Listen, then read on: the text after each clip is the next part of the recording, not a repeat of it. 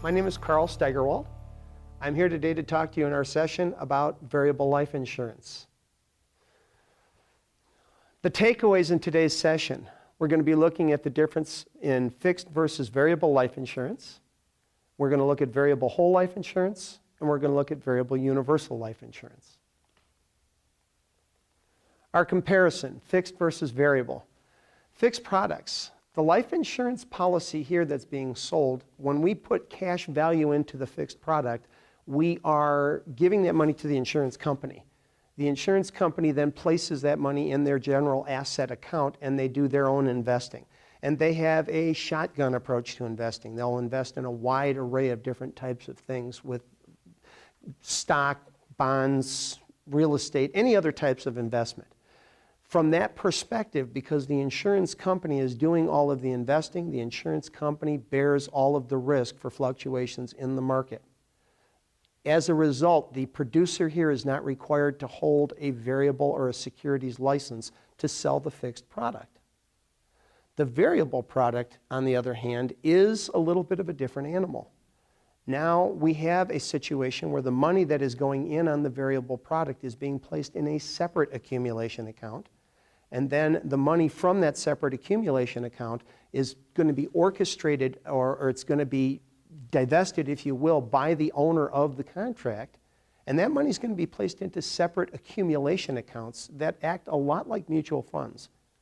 As a result, the producer, the agent who is representing the sale of this contract, is not only going to need to hold their life insurance license, but they're also going to be required to hold a securities license. You are going to be the go-to person for the client. They are going to look to you as the consummate professional to give them advice in where they should place the money that is going into these different sub-accounts. You need to look at the risk tolerance of your client and determine, should they go high risk, should they go medium risk, should they go low risk. But this is where we look at that differentiation between a fixed product and the variable product. With the variable products, the first one that we're going to look at is going to be our variable whole life insurance policy. Here we have a guaranteed level premium, meaning we're not going to see fluctuations in the premiums that are being paid. There's a guarantee on the death benefit. There's a minimum. The death benefit can never go below a minimum limit. The cash value, however, here is not guaranteed. This is a situation where, as a result, because the money is placed in a separate accumulation account and because the owner is the one who is making the investment decisions, the insurance company can no longer back the investment performance here because they're not orchestrating this investment performance. So as a result, the owner is now going to bear the risk for all of the fluctuations in market and economic conditions. And again, please keep in mind that the agent selling this type of a product is going to be required to have both a securities license and an insurance license. Variable universal life insurance. Here we get into the realm of universal life, and what universal life brings to the table is going to be flexible premium. There's going to be an adjustable death benefit. It can go up or it can go down. We still do not have a guaranteed interest rate. The interest rate is going to be predicated on what type of investments are being made by the owner of the contract. Where are they placing their money into these separate sub-accounts?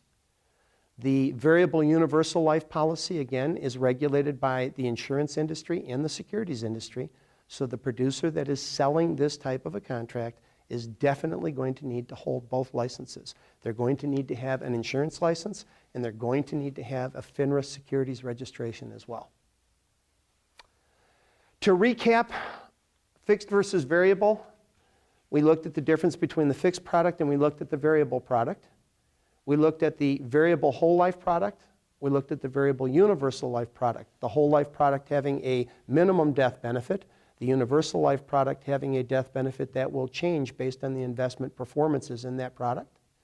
And that in and of itself leads us also to a very important part of this recap, which is you must hold both licenses, insurance and securities, if you are going to sell any of the variable products. Thanks for your time.